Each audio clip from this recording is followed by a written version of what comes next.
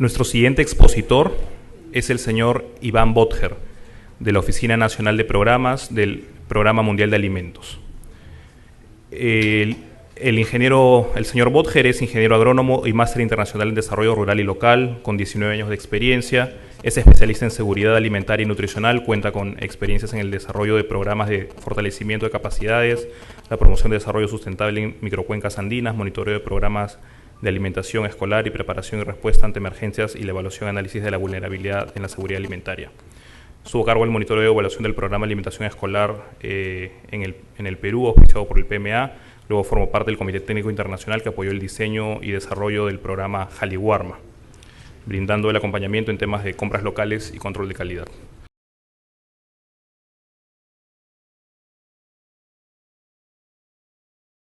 Muy buenos días. Agradezco mucho la invitación que nos ha extendido la Sociedad Nacional de Industrias para poder plantear algunos puntos que nos parecen sumamente relevantes para vuestro sector, el sector industrial y sobre todo de la pesca. Saludo a los colegas que están en el panel y que nos acompañan y agradeceré mucho cualquier inquietud y pregunta que tengan, con gusto responderemos.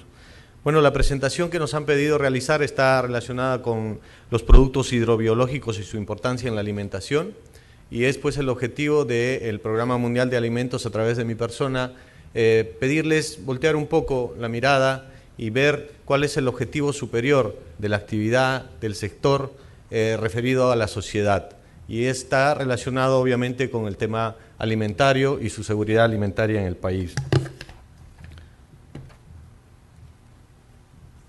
Quiero empezar mencionándoles que represento a una organización que se llama el Programa Mundial de Alimentos.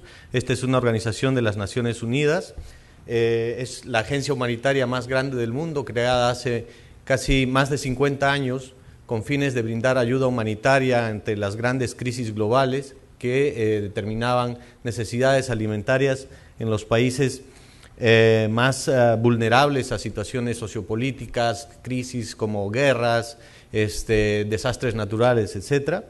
Nosotros llevamos alimentos actualmente a donde más se necesita, y en los países de renta media alta, como lo es la mayoría de los países en Latinoamérica, pues nuestra labor se ha transformado en una labor de asistencia técnica para ayudar a los gobiernos a superar sus problemas de desnutrición, anemia y orientarnos a objetivos superiores. También nos orientamos a apoyar a los gobiernos a reconstruir medios de vida de las familias que han sido afectadas por grandes crisis y asegurar su seguridad alimentaria. Atendemos a nivel global a más de 70 millones de personas con programas alimentarios. 17 millones de ellas son básicamente niños que están en edad escolar en más de 81 países. Y 7 millones de ellos son personas que son atendidas especialmente por problemas nutricionales.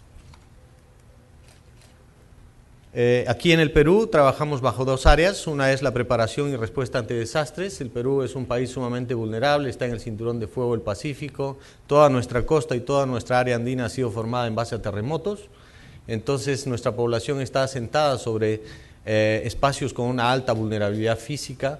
El clima que esto ha configurado pues también nos hace sumamente vulnerables a crisis recurrentes como pueden ser heladas, como pueden ser sequías, como pueden ser inundaciones, etcétera, y hacen de nuestro territorio y nuestra población sumamente vulnerables. Entonces, este es un tema de alta prioridad también para el gobierno y cada vez pone más esfuerzos para garantizar diferentes aspectos, entre ellos la seguridad alimentaria de las familias que sufren estas crisis en el Perú.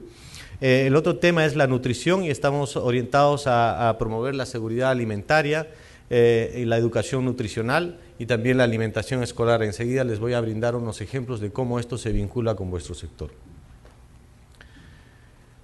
Quiero mencionarles y pedirles mirar también más allá de los barcos, las toneladas, los puertos, el atún, la lata y los beneficios, ver cómo esto puede relacionarse con la sociedad no solamente de este país como es el Perú, sino también de los múltiples países pobres o de los países que todavía persisten con esta problemática en Latinoamérica, Ecuador, Colombia, ahora Venezuela, Bolivia, Perú, Haití, ¿sí? Una situación que se repite, solamente por estar más cerca y por tener hospedar, digamos, para este seminario, me voy a referir al caso de Perú, que es el que más hemos estudiado desde la oficina de PMA Perú. El Perú persiste con una problemática de desnutrición crónica infantil. 14% de los niños menores de 5 años todavía tienen deficiencias en su talla para su edad. Y este es el reflejo de una alimentación inadecuada, de una temporalidad mediana o larga. O sea que no es un problema de los últimos días, es un problema que va yendo con el tiempo en la medida que van creciendo por diferentes causas primarias y otras subyacentes que están muy relacionadas con los aspectos económicos, con los aspectos del hábitat y con los aspectos educativos, pero fundamentalmente con los aspectos pues alimentarios, ¿no es cierto? Entonces, si bien la desnutrición se está reduciendo en el país, todavía hay un 14% de niños menores de 5 años que están bajo este flagelo. En términos relativos eso no dice nada, ¿verdad? Pero es 500.000 de niños, ¿sí? 500.000 de niños que está teniendo problemas de desarrollo intelectual sobre todo, que está siendo limitado, que está teniendo problemas para que en el futuro pueda tener un rendimiento físico adecuado en las plantas donde trabaje, en los trabajos diferentes, en la producción en general, que puede llegar a tener un costo aproximado para el país del 3% de su PBI, según el estudio del costo del hambre que hemos realizado para países como el Perú. Entonces, esta es una problemática que el gobierno la está abordando. En los últimos 15 años lo ha reducido a la mitad. En el año 2000 estábamos más o menos con 28%, ahora estamos casi en la mitad. O sea, se cumplió la meta del Objetivo de Desarrollo del Milenio, ¿sí?, que nos habíamos planteado para el 2015, pero no lo hemos erradicado, ¿ok? El problema persiste. Otro problema que ha surgido últimamente y es de la atención alta del gobierno, y lo ha mencionado el Premier en su discurso en el Congreso, es la anemia infantil. Este no es un problema que lo debemos tomar a la ligera. Este es un problema también alimentario, es un problema que aborda los diferentes niveles socioeconómicos y educativos en el país, no solamente a zonas rurales, sino también a zonas urbanas. Está relacionado con la alimentación, está relacionado con el déficit de microelementos como pueden ser el hierro, ¿sí?, y otros que están relacionados con su fijación. El 44% de los niños menores de 36 meses sufre de anemia, ¿sí?, casi 1 de 2, o sea, casi la mitad. ¿Esto qué produce? Produce deficiencias de atención, deficiencias de crecimiento, ¿sí?, y sobre todo si es también en la gestación, por una mala alimentación, produce deficiencias del tubo neural, o sea, probablemente nazcan con limitaciones. Entonces, es condenar a una sociedad por problemas de una mala alimentación. Y es algo que estamos pagando desde hace muchos años en los países latinoamericanos, en los países más pobres y también en el Perú. Es por eso que el rendimiento deportivo, educativo en el trabajo, pues es limitado, ¿sí? No es como lo esperaríamos, ¿ok? Entonces, la anemia, que es donde me voy a centrar un poquito, se define como una concentración baja de hemoglobina en la sangre, ¿sí? La anemia por deficiencia de hierro o ferropénica, que es la que principalmente tenemos en el Perú, es uno de los problemas nutricionales de mayor magnitud en el mundo también, ¿ok? En el Perú también persiste otro problema, que es la inseguridad alimentaria. La alimentación no es buena en el país, ¿sí? Muchas personas en el país se van a la cama sin haber consumido lo que deberían haber consumido para solventar todo el gasto energético que les produce su quehacer diario, el estudio, el trabajo, ¿sí? Más o menos 5.2 millones de personas persisten con problemas de inseguridad alimentaria en los distritos donde la vulnerabilidad está como frenada en los últimos 15 años, ¿sí? 7.1 millones de personas viven en distritos donde los fenómenos naturales recurrentes hacen que esa inseguridad alimentaria no pueda ser solucionada. Entonces, cuando el señor Gastón esta mañana nos decía, no solamente miremos la exportación o para afuera, miremos también para adentro, podemos empezar mirando desde este punto de vista.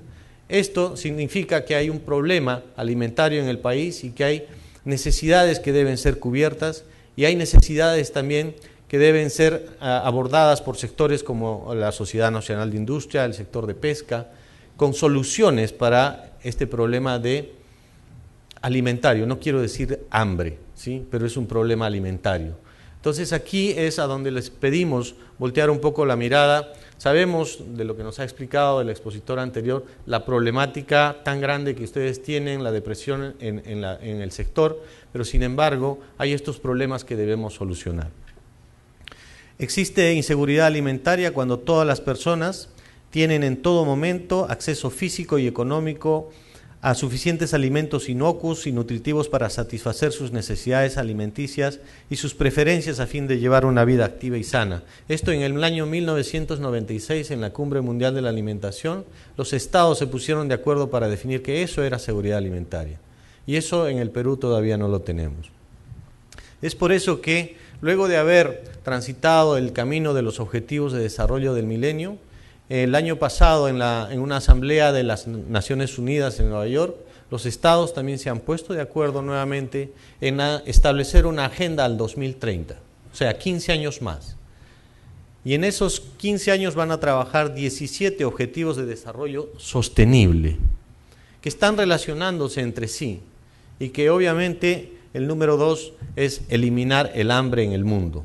Es un reto. El señor secretario general de las Naciones Unidas lo ha planteado como el reto hambre cero, que abarca diferentes puntos. Entre ellos podríamos mencionar eliminar pues la desnutrición infantil, eliminar las formas de pobreza que están relacionadas con la alimentación, establecer sistemas de producción de alimentos sostenibles, eliminar las pérdidas de alimentos en la post cosecha o en la post producción, digamos. Hay una gran cantidad de alimentos que se pierden, y establecer sistemas que sean sostenibles en el tiempo y respetuosos de la cultura de las personas, ¿no? Entonces está orientado básicamente a la seguridad alimentaria. Entre otros, no es nuestra especialidad, pero también hay otro objetivo de desarrollo sostenible que está orientado bastante más a vuestro sector. Yo quiero enfocarme en este. Paso a mencionarles la situación de la producción hidrobiológica y la alimentación en el Perú. Lo han mencionado esta mañana, el Perú tiene una riqueza enorme en recursos hidrobiológicos, un mar sumamente generoso, pero ¿cómo es el tema del consumo y los hábitos alimentarios relacionados con estos productos en el país? De la producción hidrobiológica, de los 5 pescados de mayor extracción, 3 de ellos están en la lista de pescados con mayor valor nutricional, ¿no? El bonito, la caballa y el jurel, ¿sí? Y podemos verlo en este pie, donde prácticamente esos son los productos que más se consumen. También figuran la pota, el perico, ¿sí? Como productos importantes y que se han introducido en la canasta familiar. El primer trimestre del 2016 el bonito fue el que lideró el consumo, ¿sí? Y la ONU estima que la pesca y la acuicultura sostienen los medios de subsistencia entre 10 al 12% de la población mundial. Entonces hay una alta relación entre la actividad de pesca y los hábitos alimentarios también de la población. En el Perú, nuestra franja costera alberga una gran cantidad de población que está relacionada con la pesca artesanal, con la pesca de estas especies y que también consume, pero también tiene su problemática, como lo hemos mencionado. Bien, una relación entre el consumo de los hogares que reportan haber adquirido productos hidrobiológicos. Al 2014, en los últimos 15 días, casi el 80% de las familias te dicen que han consumido pescado. El pescado está en nuestra dieta. No es una cuestión que haya muchas diferencias con otros años o países, ¿sí? Es un producto que normalmente nos abre las puertas de un gran mercado de 30 millones, más de 30 millones de personas. Podemos llegar a los hogares, llegamos pero no en la medida suficiente, a pesar de que nos dicen que el consumo se está incrementando, ¿sí? Hay una tendencia creciente, pero podríamos decir que en algunos casos nuestro consumo per cápita es por debajo del promedio mundial y en otros casos lo superamos, como vamos a ver enseguida. El consumo per cápita a nivel mundial está pasó de 9.9 kilos en 1960 a 17 en la década de los 2000, así que ahora estamos más o menos por los 19, pero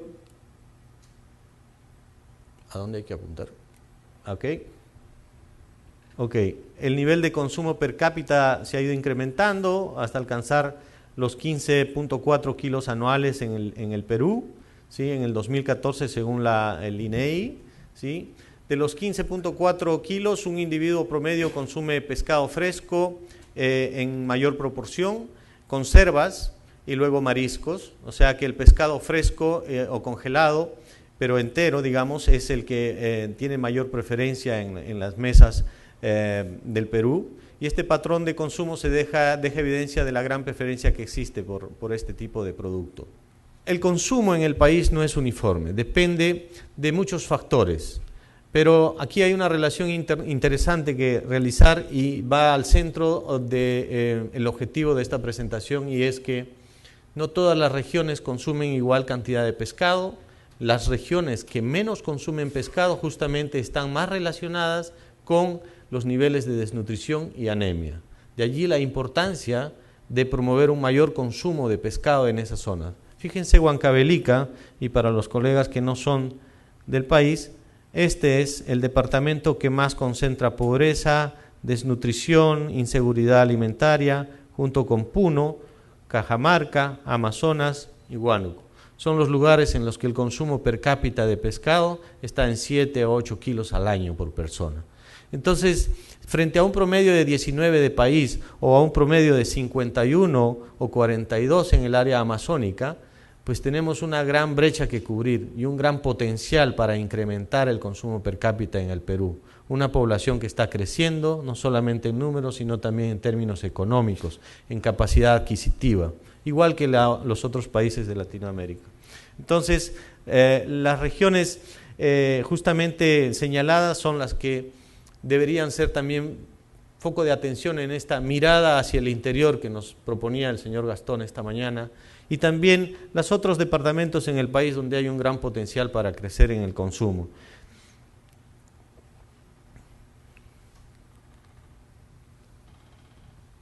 Ok.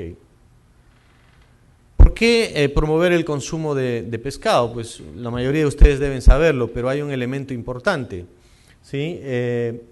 Uno es que aporta gran cantidad de energía, calorías, la otra es el tema de las proteínas, ¿sí? Pero fundamentalmente me quiero centrar en que, dado este gran problema de la anemia ferropénica, pues el pescado resulta ser uno de los mejores alimentos para... ¿Me la pasa, por favor? Para resolver este problema, y también es una solución que está relacionada con el precio, dado el precio bastante económico que podemos encontrar de especies como el jurel, como la anchoveta, que pueden fijarse aquí en un comparativo de precios. Pues el jurel está en 7.61 y es casi igual al pollo, ¿no? Entonces es como que son productos alternativos para la ama de casa, que a la hora de seleccionar pues podría seleccionar un poco más de pescado. De allí la importancia que le damos nosotros a la campaña o al programa A Comer Pescado del Ministerio de la Producción. Programas de ese tipo que brindan un mensaje bastante orientado a la sociedad en el sentido de valorar un producto de mayor contenido nutricional para la hora de preparar su alimentación, son muy importantes. Lo importante aquí sería mejorar el alcance, la llegada a los diferentes puntos del país y especialmente en las zonas más deprimidas de consumo de pescado. Un producto que no lo vemos, que figure en la mesa de la población, pues es la anchoveta. Sabemos de todos los esfuerzos que ha hecho desde hace décadas el gobierno peruano por introducirlo, igual que la pota, que es otro producto de gran producción. ¿Sí? Sin embargo, no logramos meter el gol, no logramos meterlo en la mente de las personas. Creemos que hay algunas limitaciones tecnológicas, hay el reclamo permanente del olor, el sabor, hay una sensación allí como que no permite que este producto aterrice como enlatado o como pescado seco salado en los diferentes menús de la gente, ¿no?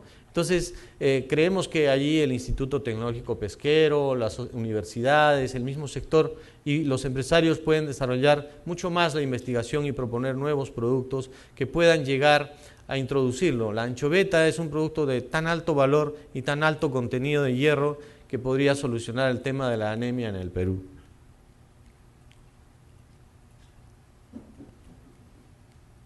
Y ni decir del costo, ¿no?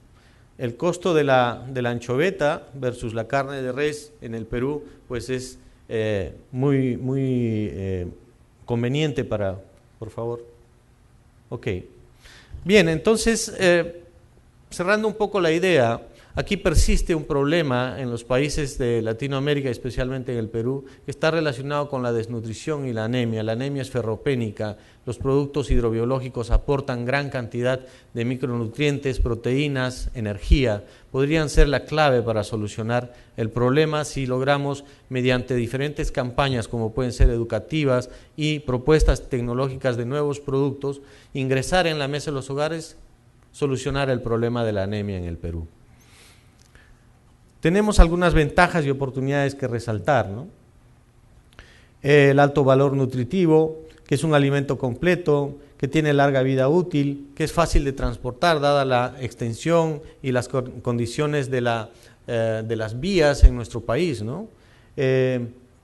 Los productos que ya vienen precocidos, que se pueden integrar a todas las cocinas por su alta introducción en la dieta. El ahorro de tiempo, no se necesita agua potable, que es un gran problema también en el país a la hora de cocinar, ¿sí? Si son productos enlatados precocidos, pues el tema del combustible ya no es necesario y se apila y almacena fácilmente. Las ventajas que tienen los productos enlatados que ustedes producen para, por ejemplo, situaciones donde el gobierno debe atender crisis alimentarias o los gobiernos pueden atender crisis alimentarias es muy importante. La facilidad de transportar productos de alto contenido de materia seca o alto valor nutricional en envases que son resistentes al manipuleo, a la logística extrema, es muy importante y lo hace apto para productos a considerar en situaciones de emergencia, por ejemplo, ¿no?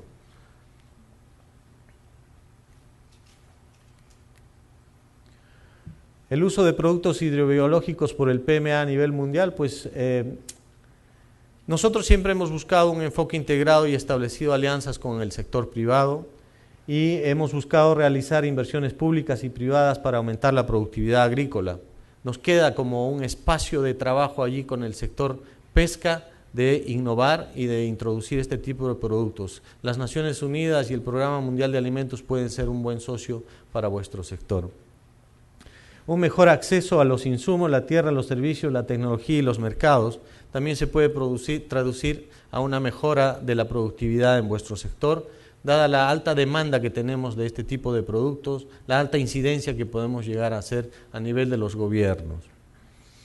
La protección social para los más vulnerables, como lo ha mencionado el anterior expositor, los programas de alimentación escolar, los programas de alimentación complementaria en nuestro país están sumamente difundidos. Son casi 3.1 millones de niños que reciben diariamente alimentación escolar.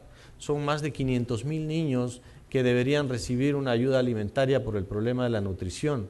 Entonces, si se pueden orientar un poco a este tipo de mercado sería muy interesante. Y también de parte del sector, la Sociedad Nacional de Industrias, creo que queda pendiente varias conversaciones como para facilitar el acceso de este tipo de productos al programa, por ejemplo, de alimentación escolar. Nosotros sabemos que, por ejemplo, tienen procesos en los cuales van diseñando fichas técnicas para los diferentes alimentos. Ese es el momento clave en el cual deben ustedes incidir. Programas de nutrición específicos, en particular para hacer frente a las deficiencias de micronutrientes. A veces estamos pensando, como Programa Mundial de Alimentos, como países, en suplementar o en fortificar alimentos, ¿no?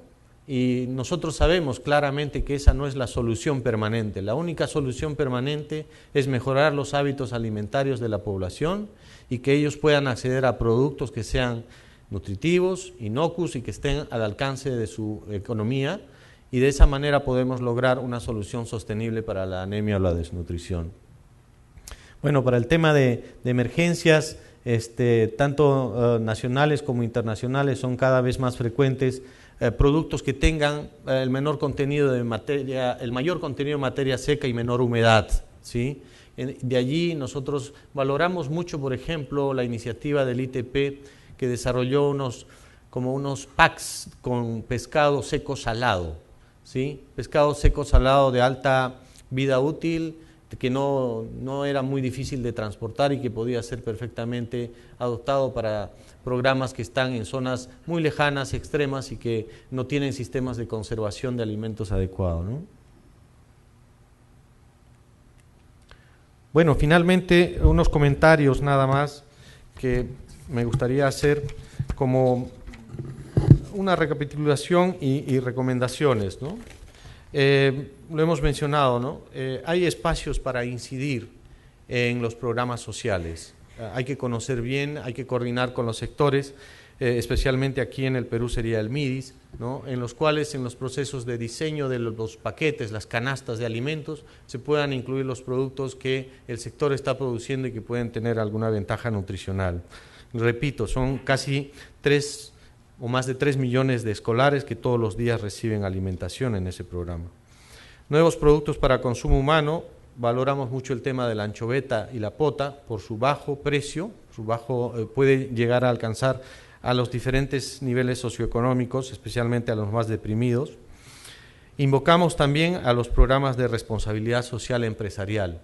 Lo he mencionado, 45.000 familias pescadores en toda la franja costera en el Perú que producen pescado, pero si nos fijamos en qué condiciones viven, pues hay mucho trabajo que hacer y de repente allí la responsabilidad social del sector puede ser importante. Quiero mencionar solamente un caso para poner un ejemplo, el poblado de Parachique en Sechura, donde pues está muy relacionado a la producción de conchas de abanico y la pesca, y es una zona pues netamente de gente dedicada a esta actividad.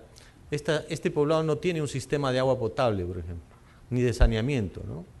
Entonces las condiciones de anemia allí y de desnutrición son muy altas, ¿sí? Entonces lo que buscamos es también promover y que ustedes despierten y peguen esa mirada hacia el interior del país, en zonas donde su labor, su trabajo puede también traducirse en un beneficio social, ¿no? La anemia está en más del 69% allí y es un lugar donde obviamente se produce mucha riqueza para el Perú, pero esa gente no se beneficia y también por eso surgen tantos conflictos sociales, ¿no? Creemos que el sector pesca en el Perú puede ser un protagonista del logro del reto del hambre cero. Creemos que la alimentación saludable es la única medida sostenible para eliminar la desnutrición crónica infantil y en ese sentido desde el Programa Mundial de Alimentos pues les agradecemos que nos hayan prestado la atención, que recuerden que tenemos el objetivo del hambre cero al 2030 y que ustedes tienen la sartén por el mango. ¿Okay? Muchas gracias.